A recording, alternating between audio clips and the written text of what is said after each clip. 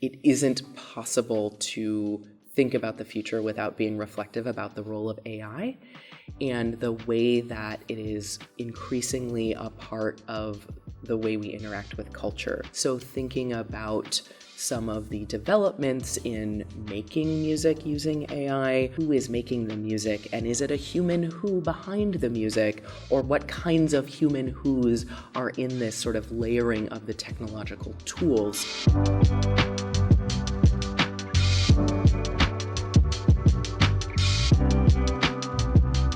So what drew me to ethnomusicology? I think even before I was in the discipline, I was doing the work. For example, I had an opportunity to go to Cameroon as part of a program during my bachelor's, and it was with an organization that was doing a lot of work around development and business education. And so I was there with a Cameroonian-led organization to help them with documenting for grants.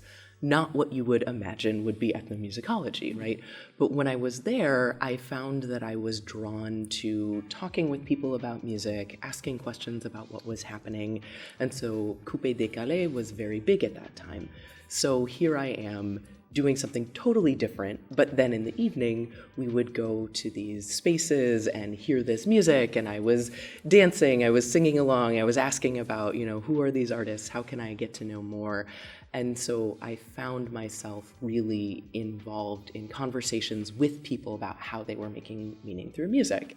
And later I found there's an entire discipline that is around participating and having conversations with people about how they make meaning through music. And so it was after I finished my bachelor's work and had been performing for a while that I made the decision to go back to school in ethnomusicology. For me, ethnomusicology it's about listening. It's about relational listening, and it's about ethical listening. So in addition to being the way that we understand how people make meaning through music, it really puts the researcher in the position of getting to know people and social issues and cultural contexts by listening to them. So I think of that as coming from a performance standpoint, to be able to listen to people like you might if you were making music with them, and also from a more social science perspective, to be able to think about how are we in relationship with each other, how are we creating meaning together through this kind of relational listening. In terms of ethical listening, something that is important to me in my work that I think can translate in a lot of other ways is the difference between hearing and listening. I think about hearing as just a physical process, right? Sound waves vibrate the ear, they go into the brain. It's something that we can't turn off, right? We can decide we don't want to see something and we close our eyes, right? But in terms of hearing, sounds are going to enter our brain. Listening is distinct in that it requires that we actually really carefully pay attention to what's going into our brain, and then that we do something with those sound waves. And that's where I think the ethical part of listening comes in, because there is a way to translate, instead of just having, sound that kind of bounces in, to pay attention to who is the person, who is this human who is speaking or singing or playing an instrument, right? Who are they? Who are they in relationship to me? Where are they coming from? What do they care about? How can I get to know them on a human level by paying attention to their voice? And this has a clear impact in music, but I think in any discipline, we can think about how am I paying attention to this person's voice and where they're coming from, if it's speech, and regardless of the topic that they're talking about. And in terms of ethical listening, I think about creating that space to really care for the person who is singing or making music or speaking, and also thinking about then what happens next. So there's the moment of the interaction, there's the moment of listening, and then the ethical piece can relate to what does this imply? what might be a next step based on what we're learning together, what might be a next step based on the kind of meaning that we're creating together through this interchange. So when I think about the music scenes in the US and Canada, something that is really helpful for me is to think about the way that music circulation matters. There are a lot of things that might feel a little bit arcane around broadcasting regulations or radio licenses, right? These sorts of things. But when we think about it, if you turn on the radio or if you tune into a streaming audio channel or you open up Spotify and see what has been recommended for you, all of that comes from a place of crafting the sound that you're going to hear, and none of that is neutral. So it really matters how that music is designed to get to the listener. And let me be a little bit more concrete then about the US and Canada. So in Canada, for example, there are regulations around how much Canadian content, they're called the CanCon regulations, need to be on air. We see and hear similar things in Australia, in New Zealand, where because of the US hegemony, there are specific efforts to make sure that homegrown artists get on air. And to hear homegrown artists, then these CanCon regulations, maybe a station plays 20% or 35% of their home artists, then it really supports artists who come from Canada, for example. And there's an interesting piece there as well, where sometimes emerging artists get a little bit more of a chance than they might if they needed to already be fully polished. Or sometimes there are artists from other communities who also get support. So I had the opportunity to work with a native licensed radio station in Canada, in addition to a college and community station. And part of their mandate was to make sure Indigenous artists got on air. And so again, if they're seeking those artists out specifically because they got a broadcasting license as a native licensed station, then they're able to bring more of those artists to listeners. And then I think also the way that media is supported at a material level really matters. So for example, if a station gets financial support to make sure that Indigenous language content is broadcast or is on streaming audio, then that material support is really going to make sure that that gets to listeners when it might be, harder to get a commercial sponsor for that. But then when that language content gets across, it can have a really significant impact for listeners who otherwise might not be able to get that content. When I talk about sonic sovereignty, I'm referring to an embodied way of musical expression through sound, through relationship, through music. And the way that I'm thinking about this relates to existing definitions of sovereignty and takes them a little bit further. So I'm thinking about Beverly Singer and her work with the way that art helps to push notions of sovereignty beyond just a sort of a legal definition, and helps us think about the way sovereignty involves being connected to other people through art practice. I'm thinking about the way Michelle Raheja thinks about visual sovereignty, so looking at film and other kinds of media to pay attention to the way, again, a European-based legal definition of land rights just isn't enough to pay attention to everything that is part of self-definition and self-determination.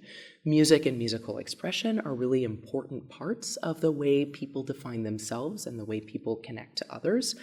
And so when we think about sound as part of self-definition and also as part of relationship, I think we can listen really carefully to the way people are choosing to be heard and choosing to show up in space. I had the opportunity to work with the rapper Leonard Sumner, to do several interviews with him, to hear him perform in a variety of places. And he has some work that really connects to the idea of place and home. And he thinks through with his listeners how can he be referring to what home feels like, sounds like, etc. in his music, in his rap, and then later he also uses some more sort of country and rock elements. One of his albums also responds to the way that in the contemporary moment, the government of Manitoba had a response to some flooding that happened on his home territory. So it's through this musical expression that he's also inviting a space of reflection and even critique on the relationship, the ongoing relationship between Indigenous folks, between government structures, between structures of support, or the way that those relationships are being enacted. And so this space of listening to music lets us pay attention to those things, but through a language that is really relatable and that can help a lot of different listeners understand some things that are really complex. Hybrid Ethnography, the book that I wrote, came from me looking for a methodology that wasn't fully realized and that certainly wasn't written down. So I come from pop music studies, working in hip hop primarily, and I found that the musicians I was working with at the time were really at the forefront of being online and being in person simultaneously.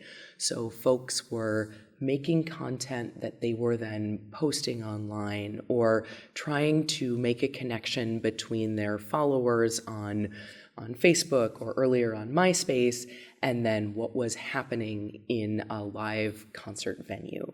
So just like any ethnographer who's trained in face-to-face ethnography, I was following people where they were, and that meant also going online.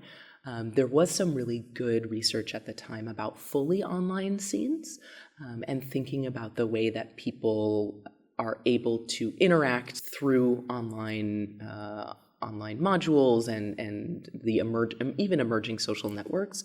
But that also didn't incorporate then what happens when people get together and are interacting around these media pieces face to face.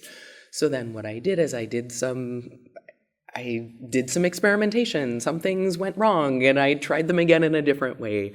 And then after I had done a lot of this research, I decided that I would write it out because folks were coming to me and talking with me about how I did it, and I thought that would be really useful. I also teach methods, and so this has been really helpful for me to be able to support student projects as they also need to follow folks on a scene that really seamlessly blends the online and the offline. When I think about learning from things that have maybe gone not as anticipated, there are absolutely a lot of lessons that I've learned and that I'm continuing to learn. One example is that early on, I was working with a rapper who I knew in person and then also encountered the way that he was interacting online. And at first, I was a little bit surprised by the difference between our face-to-face communication and then what I would see in text messages, what I would see on the internet. And it surprised me a little bit, but the more I spent time with him and the more I also looked at some of the other things that he was posting in other places, it just became clear to me that the way that he represents himself in writing, especially in a sort of like online text speech writing, is just a lot more terse. And so once I learned that it's almost like he was speaking in two ways, the kind of face-to-face speech and the kind of terse text speech, then I was able to interpret better and understand, oh, he's not mad on text, he's just enacting this way of speaking. And that helped me really kind of square that circle.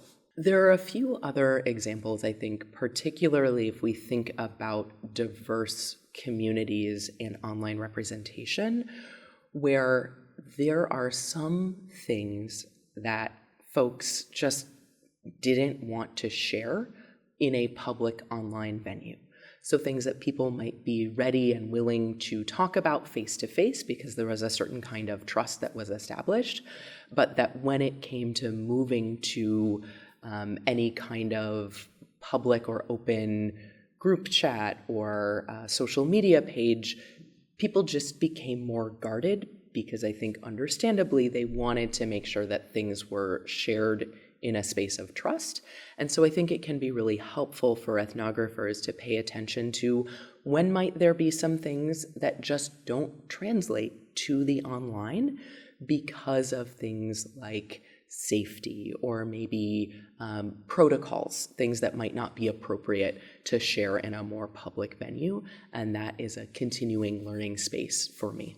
One of the ways that I like to think about deepening ethnographic experience is to really encourage students to learn more about the autoethnographic, because I think that it is helpful to start with something that's known and then let that be a jumping off point for further questions. And I think it's okay if at the end of a term, you just end up with more refined questions. You don't have to have the answers yet, right? Because ethnography can be just about together producing better questions, more probing questions that then will take more time. And honestly, even after you spend several years in a place, right, there are always more things to work together on, and I don't think anything's ever really finished. So developing a sense of comfort with not having all the answers can be a really good way to start.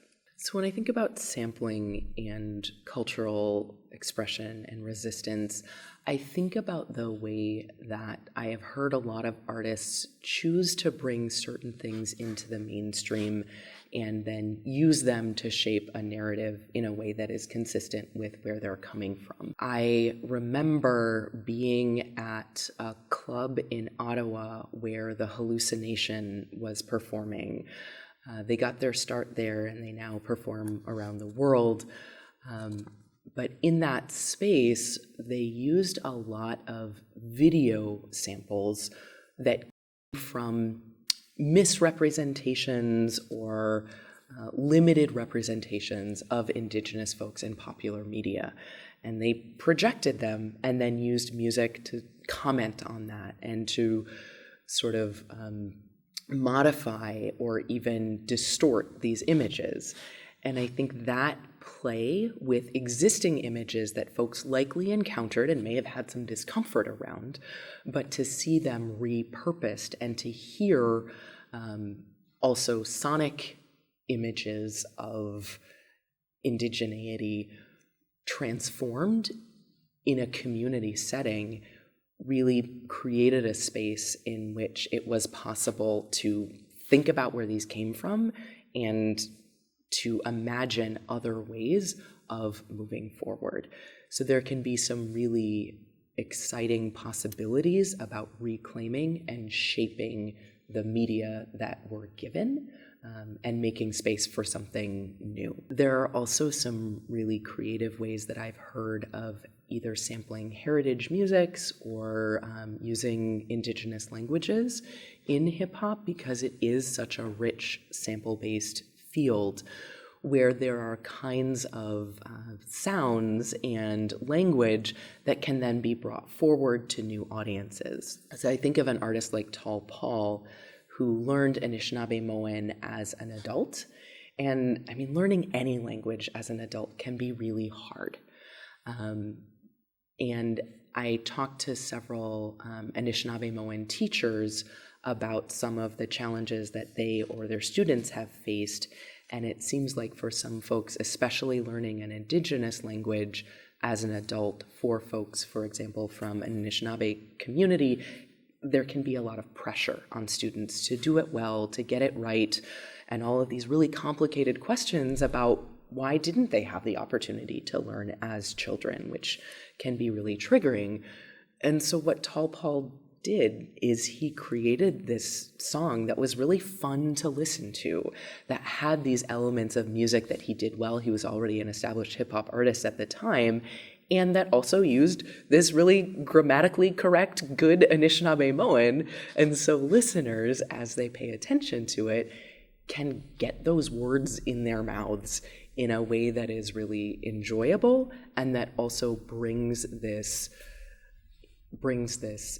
language into the present in a way that is entirely in sync with contemporary culture. And things like that, I think, can be really powerful. Sampling can absolutely be an emancipatory practice, and again, thinking about artists choosing the way they want to define, choosing what they want to sample, choosing the way they want to craft their identities based on the kind of music that they're bringing in. There are some musics that people will not choose because it is not appropriate, or the protocol would not dictate that that be shown to an audience. And so in some ways then silence is also part of that practice of choosing what to share with other audiences. And also choosing something like contemporary powwow, right, which has that kind of large audience already, that has that kind of mainstream that sort of ability to be shared with the mainstream, to bring that into something like hip hop, where it's going to have a wide audience, really allows a variety of different listeners to connect to it in a new genre. Ethnomusicological research in the future, I think, is going to continue along some of the trajectories that we can already see. One of them is that communities are continuing post-COVID to operate both online and offline at the same time. And so I see more and more researchers incorporating that into the way that they're studying and paying attention to how folks are making meaning. This relates to the role of technology, and the role of technology in ethnomusicology is not new at all, right? We can think about earlier field researchers who traveled with giant contraptions, or we can think about in the role of recording or the microphone in pop music, right? Where did we get the crooning sound? It's because people really had to lean into that microphone to really get the sound to resonate. There are more new technologies emerging more rapidly, however, now. And so I think that is a place where it is useful to pay attention and to even think about the technological change and social change as being interconnected. And finally, I think it isn't possible to think about the future without being reflective about the role of AI and the way that it is increasingly a part of the way we interact with culture. So thinking about some of the developments in making music using AI, what does that then mean for listeners and communities? What are the kinds of questions that we will need to be asking about not just what might this music be doing, but who is making the music, and is it a human who behind the music, or what kinds of human who's are in this sort of layering of the technological tools that allow this music to be created. I think that's going to be a really important area, and I think it's also an area where arts and humanities scholars are going to have a lot of useful input as we try to be critical and reflective about how artificial intelligence impacts our social context moving forward. So because I'm an ethnographer, I will tell a story to get to where I'm going here, which is in the genealogy of hip hop class that I teach, something that I like to do is to work hands-on with students to help them get into the headspace and the body space of listening like a DJ. So I also DJ, and I bring in hardware and software, a DJ controller and a DJ software, so that they get the experience of how do you choose a song? How do you move from one song to another? What might be the kinds of things that you might want to highlight? Where would you drop in? Where would you not drop out? And to practice doing that, it helps us, we listen for the beat. We, sort of do a kind of beat mapping. And it doesn't matter if students end up being really skilled at that. It matters more to try putting yourself in that way of listening and in that way of interacting with music. And I think if then you want to listen to Kendrick Lamar's To Pimp a Butterfly, you can approach it with more of an idea about where might some of these choices be coming from. And if we're just thinking about them in a sort of purely aesthetic way or a purely political way, then thinking about, well, how are bodies moving on a dance floor? Or what are some of the choices that a sound engineer might need to make to be able to get certain sounds in and out, and how does that work? I think that helps us understand what we're hearing in a more direct way and in a way that can be really connected then to the music making. So anytime you have the opportunity to try something, to write your own lyrics and just see, where am I coming from? What do I care about? Even if in the end all you get is an appreciation for how hard it is, great. So try doing a little bit of the music making to get you in a headspace to listen in a way that is both empathetic and critical.